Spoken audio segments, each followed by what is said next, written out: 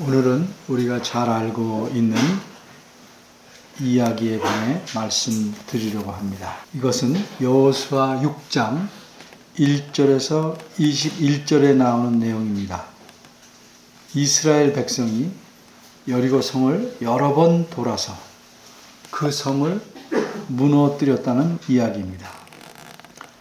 이런 내용을 오늘 다루려는 이유는 오늘날 우리가 그리스도인으로서 성경 말씀에 나오는 어떤 행동을 그대로 모방하여 행하는 것이 과연 믿음에 합당한 일인지, 성경적으로 옳은 행동인지를 살펴보기 위함입니다. 오늘 설교 본문으로 두 구절만 택했지만 설교 내용은 우리에게 익숙한 이야기 전체를 염두에 두고 말씀드릴 것입니다. 세 가지로 나누어서 생각해 보려고 합니다. 첫째, 여전한 방식. 둘째, 방식의 이유. 셋째, 이후의 결과. 첫째입니다. 여전한 방식. 본문 15절입니다. 제7일 새벽, 즉 일곱 번째 날 해가 뜰 때 사람들이 일찍 일어났습니다. 왜 그랬습니까? 성을 돌기 위해서입니다. 그들이 돌아야 하는 성은 여리고라는 곳에 있는 성입니다. 이 여리고 성은 아마도 인류 역사상 가장 오래된 성이라고 합니다. 또한 해발 229m에 위치하였기에 지구에서 가장 낮은 곳에 위치한 성입니다. 여리고 성은 타원형으로 생긴 바깥 성과 안쪽의 성, 즉 두 개의 성으로 이루어졌고 그 성벽은 두께가 1.5m나 되므로 난공불락의 성이라고 합니다. 성 안의 넓이는 약 1만 평 정도이고 그 성을 한 바퀴 도는 데는 제 계산으로 바깥성의 둘레가 1km 이내이기 때문에 30분이 채 못 걸릴 것입니다. 그러면 이렇게 아침 일찍 일어나서 여리고 성을 도는 사람들은 누구입니까? 그들은 이스라엘 백성이지만 백성 전체가 아니었습니다. 3절에서 보시는 바대로 이스라엘 군사들입니다. 군사란 20세 이상으로 싸움에 나갈 수 있는 남자를 뜻합니다.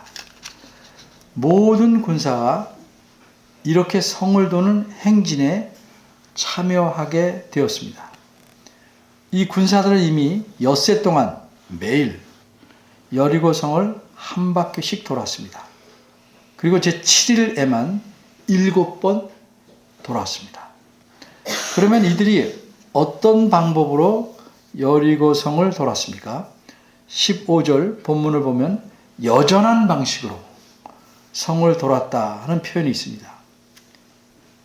이 말씀은 곧 제7일째에도 지난 엿새와 같은 방법으로 성을 돌았다는 뜻입니다. 구체적으로 어떤 방식으로 돌았습니까? 그 세부사항은 본문 앞부분인 6절에서 11절에 나와 있습니다. 정리하면 이렇습니다. 맨 앞에 무장한 용사들이 갑니다. 그 뒤에는 양의 뿔로 만든 나팔을 제사장 7명이 따라가는데 계속 그 나팔을 불고 갑니다. 그 뒤에는 여호와의 언약궤를 맨 제사장들이 따라갑니다. 그리고 그 뒤에는 후군, 즉 나머지 군사들이 뒤따라갑니다. 이렇게 성을 돌고 자신들의 진영으로 다시 돌아옵니다. 이렇게 하루를 보내고 다음날 또다시 그렇게 성을 돕니다. 한 바퀴씩 엿새 동안 그렇게 했습니다. 오래전에 있었던 일입니다. 교회당을 이미 건축했거나 건축하려고 계획하시는 목회자들에게서 가끔 듣는 말이 있었습니다. 교회당을 지을 땅을 사야 하는데 돈이 없어서 자기가 눈으로 이 땅이 좋겠다고 봐둔 땅을 계속 돌면서 그 땅을 달라고 하나님께 기도했다는 것입니다. 얼마나 답답하면 그랬을까 하고 이해는 합니다. 그러나 한편으로 제 마음에 이런 질문이 듭니다. 어째서 아직 남의 땅인데 남의 땅에 가서 빙빙 돌며 기도해야 하는가? 돌지 않고 기도하면 하나님께서 들어주시지 않을까? 그러면 이렇게 땅을 빙빙 돌아야 하겠다는 생각은 도대체 성경 말씀 어디에 근거를 두었을까? 제 판단으로는 아마도 이스라엘 백성이 오늘 본문에 나오는 여리고 성을 빙빙 돌고 나서 그 성이 무너져서 차지할 수 있었다는 사실에서 그런 행동을 따온 것이라고 생각합니다. 그런데 이제는 빙빙 돌기뿐만 아니라 땅밟기도 생겼습니다. 이 땅밟기와 연관된 성경 말씀은 아마도 여호수아 14장 9절일 것 같습니다. 그 말씀이 이렇습니다. 모세가 갈렙에게 네가 나의 하나님 여호와를 온전히 좇았은즉 네 발로 밟는 땅은 영영이 너와 네 자손의 기업이 되리라 하셨나이다. 이 말씀입니다. 이 말씀은 갈렙이 모세에게 40년 전에 모세가 갈렙에게 했던 말을 다시 기억나게 한 것입니다.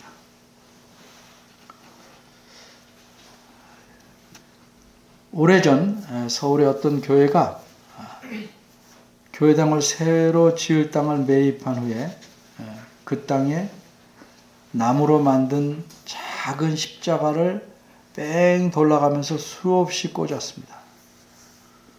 신문에 났습니다. 그 사진을 제가 보았습니다. 그리고 그 땅을 돌면서 땅을 밟는 행사를 하였답니다. 이 행사는 제가 못 봤습니다. 물론 이런 일을 이 교회가 처음으로 시도한 것은 아닙니다. 제가 듣기로는 이미 오래전에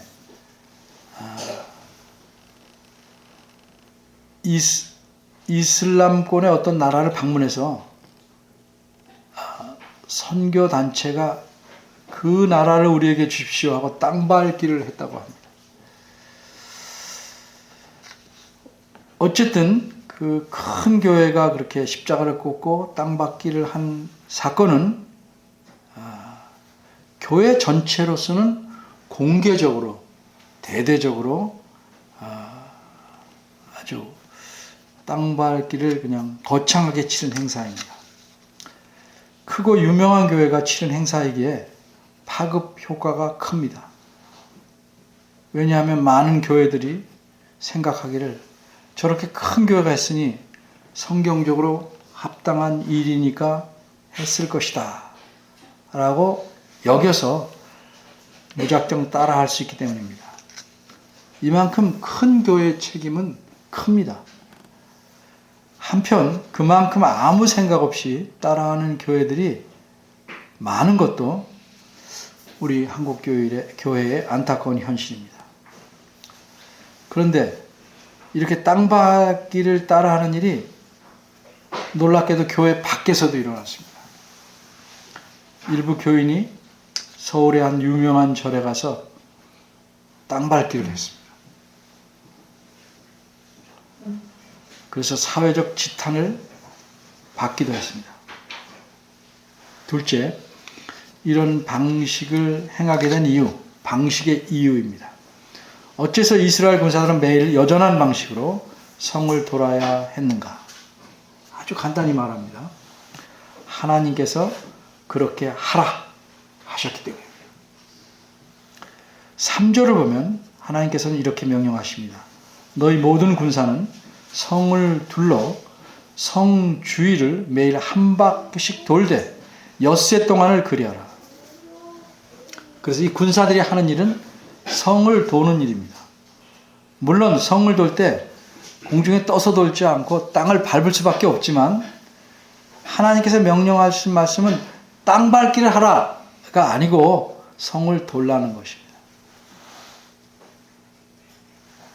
따라서 땅 밟기가 성돌기에서 나왔는지 모르지만 이런 땅 밟기는 표현만 보더라도 성경에서 나온 것은 아니다.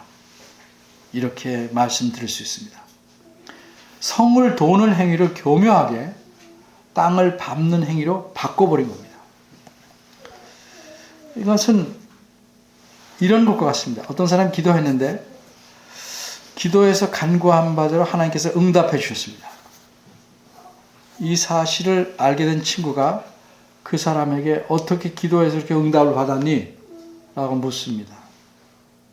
그러자 그가 기도하게 된 동기와 기간 등을 말하다가 자신이 기도할 때마다 다니엘을 본받아서 늘 무릎을 꿇고 교회당 쪽을 향해서 기도했다.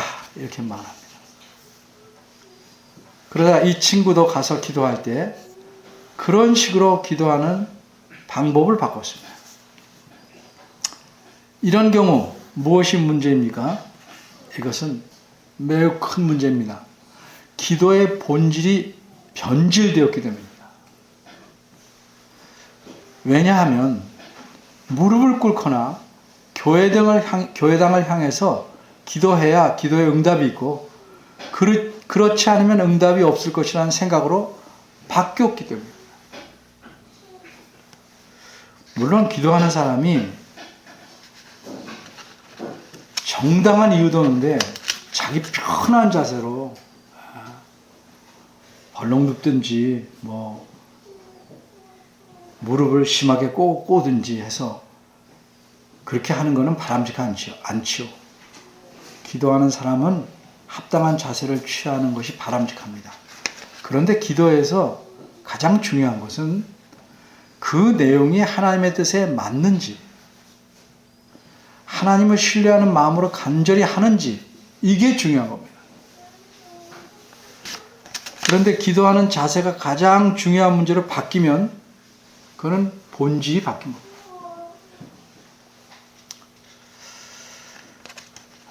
그러면 하나님께서는 이스라엘 군사들에게 어째서 여리고 성을 돌라고 명령하셨습니까? 그들이 성을 돌아야만 어떤 힘이 작용해서 그 성이 무너질 것을 아셨기 때문일까요? 아니면 그렇게 돌아야만 하나님께서 이스라엘 백성의 간구를 들어주시기 때문일까요? 고행을 해서 기도의 응답을 요구하는 것도 그런 문제를 갖고 있습니다. 이미 하나님께서는 여리고 성과 그 성의 사람들을 이스라엘 백성의 주기로 정해 놓으셨습니다. 2절을 보겠습니다. 여호와께서 여호수아에게 이르시되 보라 내가 여리고와 그 왕과 용사들을 내 손에 붙였으니 이렇게 말씀합니다. 이 말씀에서 분명한 것이 무엇입니까? 이스라엘 군사들이 여리고 성을 도는 일이 그 성을 차지하는 일에 어떤 영향을 끼치는 것이 아니라는 사실입니다.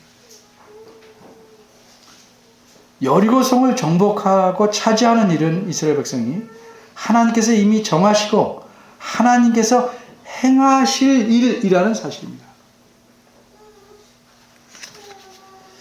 엄밀히 말해서 군사들이 성을 한 바퀴씩 매일 도는 것은 이상하게 보입니다. 10절을 보면 여호수아는 백성들에게 명합니다. 너희는 외치지도 말며 너희 음성을 들리지 말며, 들리지 말라는 건 들리게 말며 라는 뜻입니다. 너희 입에서 아무 말도 내지 마라. 무슨 뜻입니까? 백성들은 군사들이 성을 도는 동안 일체 아무 말도 하지 말라는 뜻입니다. 물론 군사들도 백성에게 속했으니까 군사들도 아무 소리를 내지 말고 조용히 돌기만 하라는 것입니다. 그래서 이 성을 도는 동안에는 어떤 군사적인 작전의 행동이 없이 나팔만 붑니다. 그러니까 나팔 소리 외에는 전혀 아무 소리도 내지 말고 조용하게 성을 돌기만 하는 것입니다. 마치 어른들이 병정놀이 하는 듯이 우스꽝스럽다라고 생각을 해볼 수도 있습니다. 그런데도 하나님께서는 이스라엘 군사들로 이 성을 돌게 하셨습니다. 어째서 그러셨을까요? 오늘 본문이 들어있는 6장에서는 전혀 그 이유에 대해 말씀하고 있지 않습니다. 하지만 그렇다고 말하지 않으면 너무 궁금해 하실 것 같아서 신약 성경의 가르침에 비추어 어느 정도 알 수 있는 사실을 말씀드립니다. 히브리서 11장 30절에는 이런 말씀이 있습니다. 믿음으로 7일 동안 여리고를 두루 다니매 성이 무너졌으며, 이 말씀은 얼핏 보면 이스라엘이 믿음으로 여리고를 7일 동안 성을 빙빙 돌아다니는 결과 성이 무너졌다 라고 이스라엘 사람들의 믿음이 성이 무너진 근거처럼 말씀하는 것처럼 보입니다. 그런데 이런 오해를 줄이기 위해서 성경 원문에서는 주어가 이스라엘 백성이 아니고 여리고 성이라는 사실을 분명하게 드러내줍니다. 그래서 제가 직역을 하면 어색하지만 이렇습니다. 믿음으로써 여리고 성벽들이, 이게 주어예요,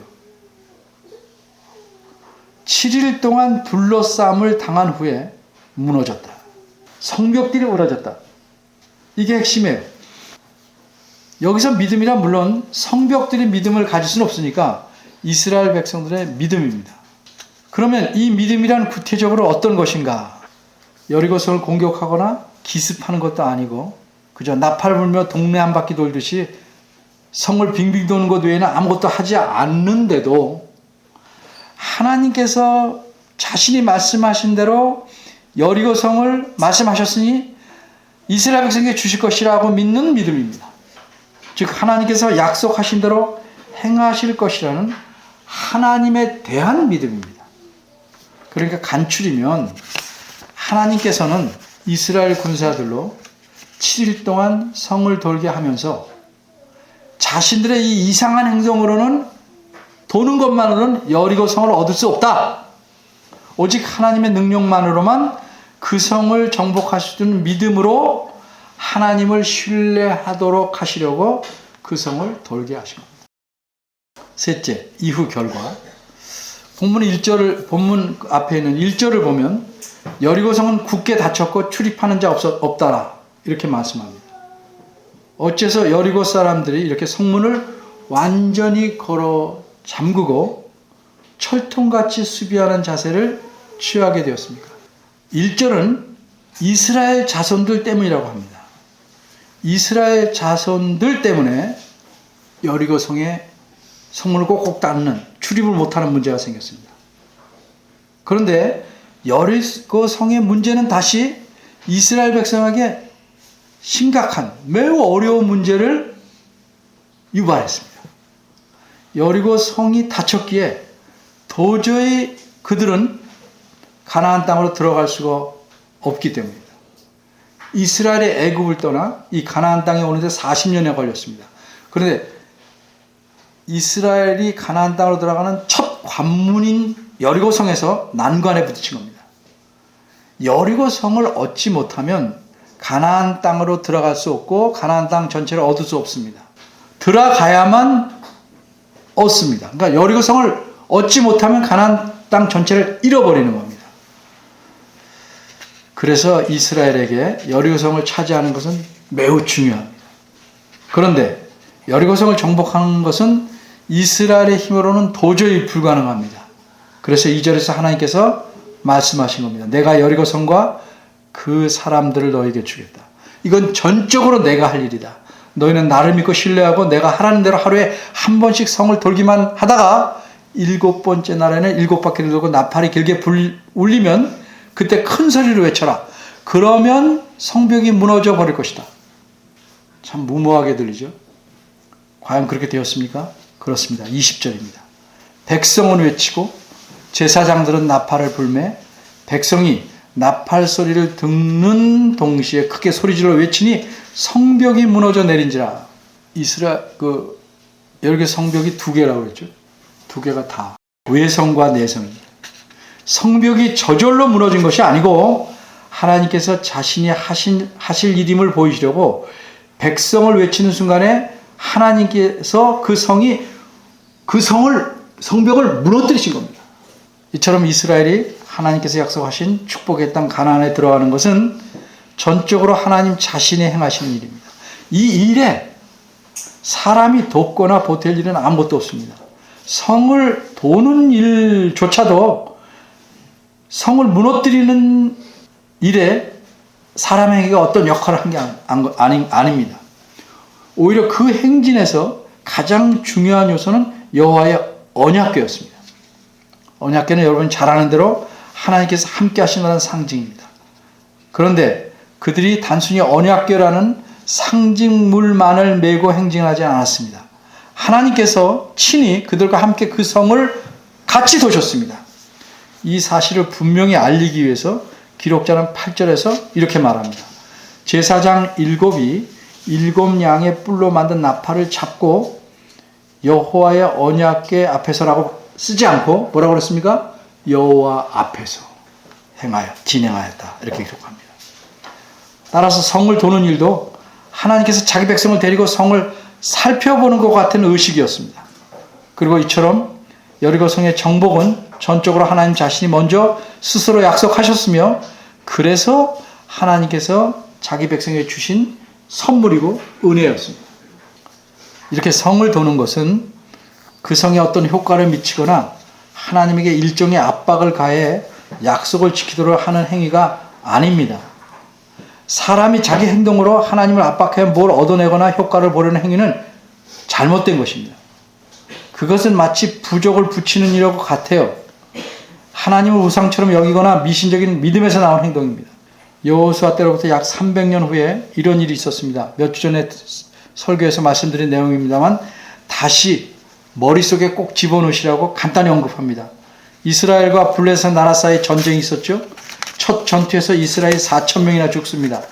그러자 이스라엘이 어떻게 합니까? 이길 방법을 찾았습니다. 무엇입니까? 제사장들이 먼 곳에서 하나님의 언약궤를 가져옵니다. 언약궤가 이스라엘 진영에 당도하자 이스라엘 사기는 어쨌습니까? 하늘을 찔렀고 블레셋 사람들은 풀이 꺾였습니다. 그런데 싸움 결과는 어떻습니까? 누가 이겼습니까? 그렇죠. 이스라엘이 오히려 크게 져서 보병 3만 명이 죽고 나머지는 도망칩니다. 심지어 언약궤마저 블레셋 사람들에게 빼앗기고 말입니다. 어째서 이런 일이 벌어졌습니까? 어째서 하나님께서는 이런 일이 벌어지게 놔두셨습니까? 하나님의 언약궤는 하나님께 함께 하심을 상징하는 물건이지만 그 상징물을 가지고 있다고 해서 자동으로 하나님께서 함께 하시는 게 아닙니다. 그래서 하나님께서는 하나님을 의지하지 않고 부족처럼 언약궤만 의지한 이스라엘을 벌하신 겁니다. 이스라엘은 언약궤를 마치 부족처럼 사용했고 미신적인 생각을 하였기 때문에 벌을 받은 겁니다. 우리가 일상생활에서 찾을 수 있는 다른 예, 여러 가지 있지만 흔히 십자가 목걸이 목에 거는 것, 차 안에 성경책 비치하는 것, 그 자체가 문제는 아니에요. 그런데 예쁘라고 치장하고 성경책 자주 보려고 차에다 두는 것 좋은 일입니다. 근데 십자가 목걸이를 목에 걸어야 되고 또는 성경책에 차에 있어야 좋지 않은 일이 생기지 않도록 하나님 지켜주신다고 생각한다면 그건 부족 붙이는 거고 미신이에요. 땅 밟기나 땅 도는 거하고 마찬가지예요. 그런 식으로 생각하고 어떤 행위를 하는 거는 오히려 하나님의 화를 돋우는 겁니다. 여리고 성을 하나님께서 주신 사건은 하나님만이 자기 백성에게 복된 삶을 주실 때는 사실을 알려주신 겁니다. 그리고 그 성을 돌게 하신 것은 하나님만이 인간 자신이 자기 힘으로 복된 삶을 얻을 수 없담을 깨닫고 하나님만을 신뢰하여 순종하게 하도록 하는 가르침입니다. 이런 가르침을 놓치면 안 됩니다. 우리 삶에서 어떤 종류든지 부족을 믿거나 미신을 따르는 부분이 여전히 있다면 그런 종래, 여전히 행하는 방식을 버리고 오직 하나님만을 전적으로 의지하는 길로 힘써 나아가야 합니다. 믿음이 뭔가? 믿음이란 하나님께서 약속하신 말씀을 믿는 것입니다. 그 말씀이 내 생각과 다르고 심지어 무모하거나 불가능해 보여도 매우 불합리하게 보여도 그렇게 말씀하신 하나님만을 신뢰하는 것, 이게 믿음입니다. 따라서 성경 말씀에 나타난 어떤 행동을 자기 유익을 위해서 그대로 흉내내는, 그건 진정한 믿음의 표현이 아닙니다. 일종의 우상 숭배입니다. 그것은 믿음처럼 모습을 꾸며낸 가면입니다. 믿음의 얼굴로 보이게 하는 가면입니다. 여러분, 하나님께서 우리에게 뭐 원하십니까? 멋지고 화려한 아름다운 그 믿음의 가면이 아니고 하나님 말씀과 그 말씀을 하신 하나님을 의지하는 순전한 믿음입니다. 기도하겠습니다. 은혜로우신 하나님, 주의 말씀을 통해서 우리에게 무엇을 원하시는지 살펴보았습니다. 우리의 믿음에 불손한 것들과 거짓된 것을 베어버리게 하시고 하나님을 기쁘시게 하기 위한 진실되고 순전한 믿음을 잘 갖추어 갈 수 있도록 이끌어 주시고 순종하도록 도와주옵소서. 예수님의 이름으로 기도합니다. 아멘.